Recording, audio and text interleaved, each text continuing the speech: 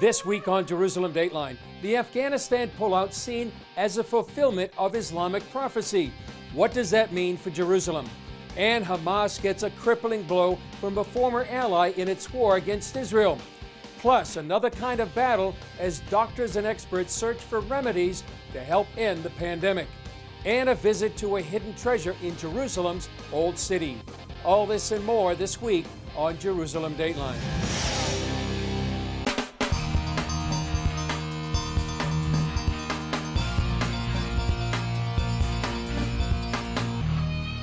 Hello and welcome to this edition of Jerusalem Dateline. I'm Chris Mitchell.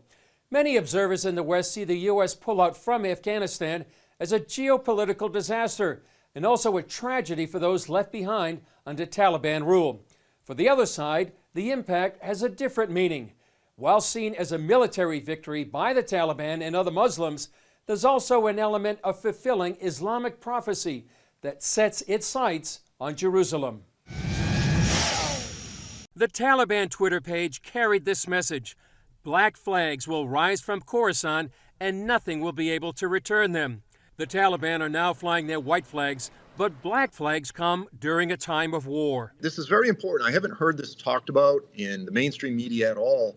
But if we look at some of the main end-time prophecies within Islam, I mean, one of the biggest prophecies, there's a prophecy that says armies carrying black flags will come from the area of the east or Khorasan. Khorasan is an ancient land that includes modern northwest Pakistan, eastern Iran, and all of Afghanistan. Joel Richardson wrote the best-selling book, The Islamic Antichrist. He explained the importance of this prophecy on the recent CBN webinar, Afghanistan, What's Next After the U.S. Pullout? It says an army will come from Khorasan carrying black flags. And then it says this: if you see them, give them your allegiance, even if you have to crawl over ice, because this is the army of the Mehdi, or in English, you could just say the Mahdi, the vice regent of Allah. So this is one of their biggest end-time prophecies. Afghanistan is the heart of Khorasan. Sheikh Imran Hossein, a Muslim expert on Islamic prophecies, connects the U.S. pullout in Afghanistan to this prophecy. What is happening in Afghanistan is validating the prophecy of Prophet Muhammad ﷺ, that a Muslim army is destined to come out of Afghanistan, of Khorasan, and no one will be able to stop it until it reaches Jerusalem. The prophecy points here to Jerusalem as the final goal of the Mahdi's army, where it expects to plant its flags there on the Temple Mount. Jerusalem is the barometer. Jerusalem is the epicenter. Jerusalem is the goal. That's Satan's target. That's where Jesus is going to return, reestablish the throne of his father David, and rule the world from.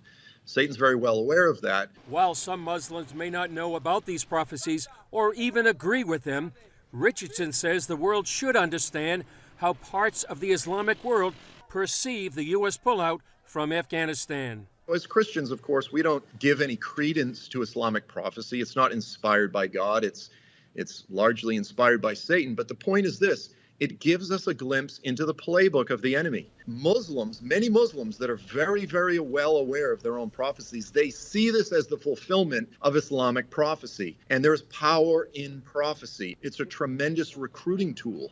The Taliban see themselves as this army, and the ISIS branch in Afghanistan calls itself ISIS-K, K for Khorasan. Given the unfolding developments, it's likely Afghanistan will once again become a magnet for Muslims around the world to join the black flags of Khorasan. While radicals made headway in Afghanistan, a major blow to Hamas, as the government of Sudan, once an ally of the terrorist group, seized a number of its financial assets. The move cripples its efforts to wage war on Israel. It's also symbolic of larger changes taking place in the Middle East. It represents a significant shift in the region and more evidence the Abraham Accords continue to bear fruit. While Hamas in the Gaza Strip remains a formidable military foe to Israel, the decision by Sudan strikes at the way Hamas finances their terror state. It's a blow to Hamas' financial capabilities, which is important by itself because Sudan was a major center where Hamas economic activity was taking place. and was the main source of income for the organization, for this movement. Retired General Yossi Kuperwasser is the former head of Israel's military intelligence. He says Sudan, once a state sponsor of terror, is shifting its alliance to the West. It's important for Sudan because it's a message that it is really trying to get rid of its past as a hub for Hamas activity and Hamas financial activity. At one time, Sudan was a hub for radical Islam, even harboring Osama bin Laden in the 1990s. But in 2019, the Sudanese overthrew dictator Omar al-Bashir, and the government began to change. Last year, President Trump paved the way for a Sudan-Israel peace when he removed Sudan from the list of state sponsors of terrorism. Kuperwasser says the Abraham Accords played an enormous part in Sudan's decision. Definitely. I think when Sudan decided to embark on this initiative and join the Abraham Accords, they knew what is the price. I mean, I think that the Americans and maybe even the Israelis were delivering this message. You cannot have the Abraham Accords on the one hand and keep supporting Hamas on the other. The world continues to watch Israel's fight in the ongoing COVID-19 pandemic. After 9 months into a massive vaccination campaign, the country is relying heavily on its Green Pass, which allows those vaccinated to have greater access to public venues. This growing dependence is causing distress among some Israelis. Prime Minister Naftali Bennett sounded positive as statistics show Israel recovering from its fourth surge of the pandemic. In the battle against the coronavirus, it seems at this point that we have the upper hand. All parameters show a gradual decrease in morbidity. The confirmed cases are in decline. Still, Bennett cautioned against relaxing preventative efforts. Despite the overall positive direction, no one should enter into complacency facing the elusive virus. We're continuing with the campaign with our might, and we're also preparing for the next stage. That includes a change to Israel's Green Pass. Technical difficulties postponed its launch, but only those who've received a booster or a second dose or have recovered all less than 6 months ago will qualify for the pass. Venues such as indoor restaurants, gyms, and university campuses are expected to check each patron's pass and ID. That sent protesters to the streets against the green passes and what they called forced compliance. We are totally against any forced vaccinations or any forced medications. Signs in car windows said, "Tomorrow it's you," and democracy is gone. I've represented Israel across the world. I've gone on college campuses. I fought for Israel, and I'm ashamed today of what Israel is doing. Israel began offering the Pfizer BioNTech boosters to those over 12, and more than a third of the 9 million citizens have received it, according to the health ministry. From the beginning, medical experts have had mixed reactions to the green passes.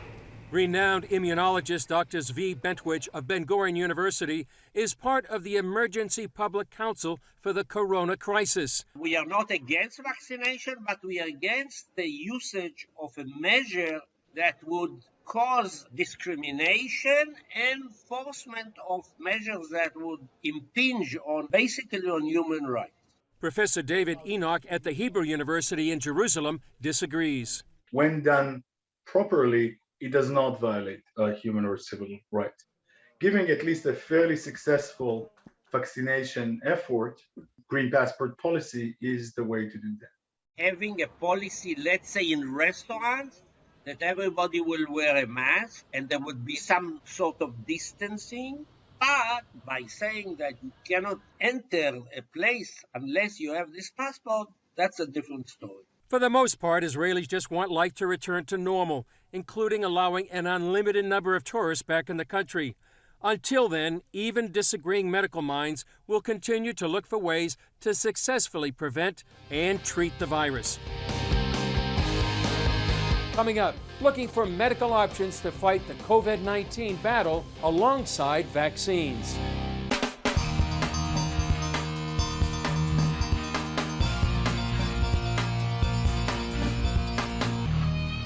In the battle against COVID-19, most of the world has turned to vaccines as the main line of defense.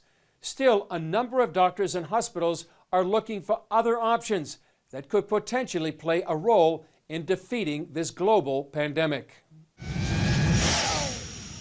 In the battle to defeat COVID-19, a number of treatments have seen success, such as Regeneron and remdesivir. The drug ivermectin also continues to generate interest. And while the FDA and other organizations advised against it, one Israeli doctor is reporting positive results in a clinical trial.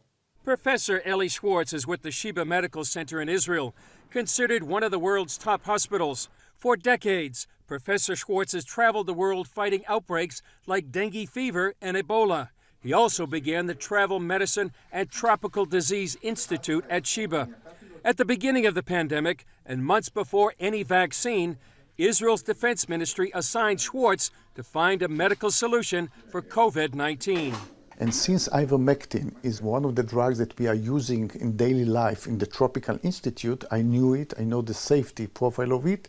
And since there were some hints of in vitro studies which show the efficacy against, specifically even against COVID-19, we decided to go for it. That meant putting the drug through a clinical trial that lasted 10 months. So our study, which was done here, it's a randomized controlled trial, double-blind. It's really, I would say, this is the best method that you are doing studies. And our conclusion is that it has antiviral activities. From his international experience in the field, Schwartz knew ivermectin targeted parasites.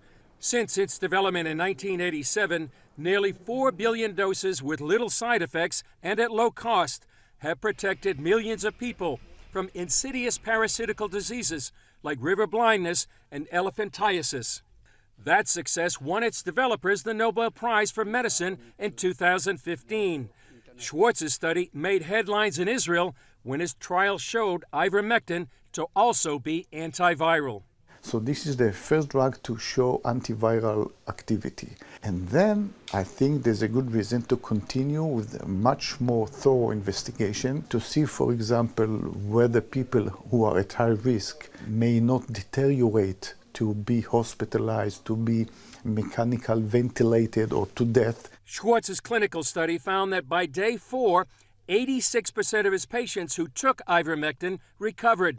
By day 6, 94% recovered. The bottom line is that ivermectin decreased faster the viral load and also sterilized the culture much better compared to the placebo. Schwartz explained to CBN News this means ivermectin killed the virus and his patients were non-infectious. Schwartz says this could save lives and reduce quarantines by days. It's a huge change in life. It's a huge change for the patient. It's a huge change for his family. And from the economical point of view, it's a dramatic change. You know, it's how much money you can save for the economy of the country if you can shorten the isolation time. But ivermectin is not accepted by the global health establishment. A major FDA concern is that a number of people have tried to self-medicate using a form of the drug intended for livestock. Don't do it. There's no evidence whatsoever that that works, and it could potentially have toxicity, as you've just mentioned, with people who have gone to poison control centers because they've taken the drug at a ridiculous dose and wind up getting sick.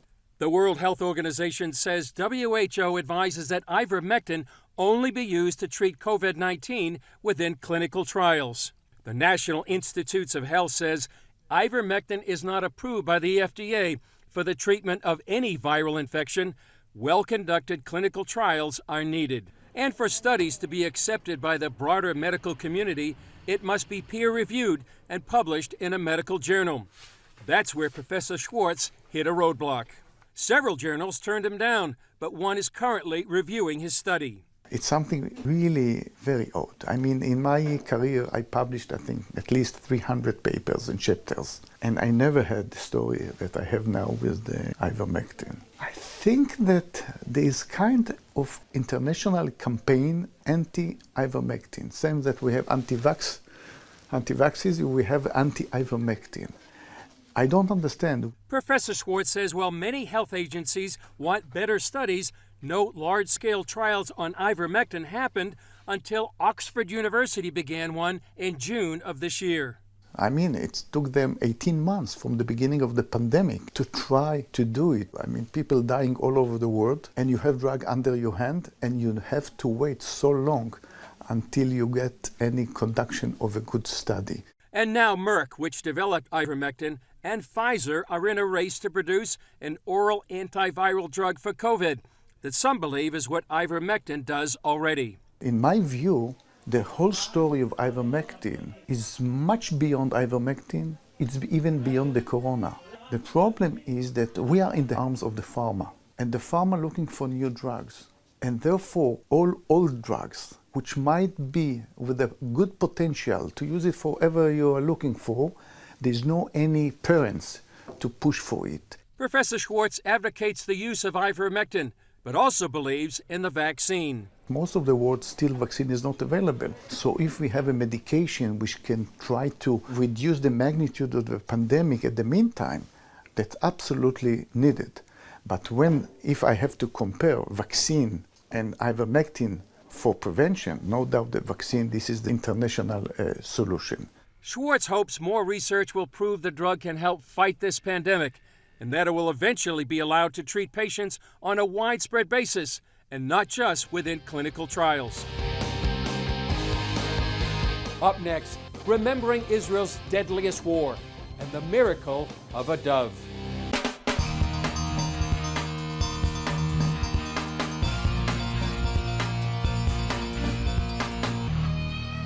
Israel marked the 48th anniversary of the start of the 1973 Yom Kippur War on October 6th, when combined Arab armies mounted a surprise attack on the holiest day of the Jewish year. More soldiers died and were injured in that war than in any of Israel's other wars. Former Israeli commander Efi Yatam was sent on a daring mission to go behind enemy lines and take the Syrian division headquarters. What happened next, he says, seemed like a miracle. I was throwing hand grenades, shooting, in the broad concrete corridors. And then when I turned behind one of the corners of the corridors, which was full of smoke and dust, I saw something coming out of the dust and the smoke towards me. I was very sure it's a Syrian soldier. I was ready to pull the trigger. And then I saw a bird coming out of the smoke. She just flew behind my hand and she stood on my right shoulder. So I completed the assault and the hand grenades and everything. And when I went out of the bunker, I saw a dove, a pigeon, standing on my left shoulder. And she was very determined not to leave me. I put my hand just like that and she stood on my hand. Despite Itam's attempts to get rid of the dove, she stayed with him and his unit for the next 10 days in some of the most intense battles of the Yom Kippur War. Since we had that angel protecting us, none of my company soldiers was killed or wounded, and we were involved in very intensive battles. She was with us, patrolling a little bit forward, looking what's going on around, sitting here. Finally, after nearly 2 weeks of frontline conflict, Itam and his unit were sent to the rear for a rest. And when I put my feet down the vehicle which brought us from the front to the territory of the State of Israel, she flew away and disappeared. Since that experience, the sense of the miraculous and God's protection has never left Itam. The same protection promised in the 23rd Psalm. Even when I am in valley of death and evil, I'm not afraid because God is with me. Still ahead, a special guide reveals a hidden treasure in Jerusalem.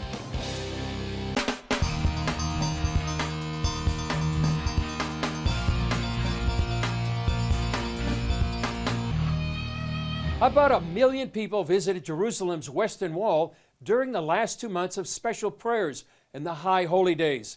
Most people would recognize the Western Wall, or Kotel in Hebrew. But there's a hidden treasure in Jerusalem's Old City called the Little Western Wall. And we have a special little guide to take us there. We're going to go to the Little Kotel. You ready?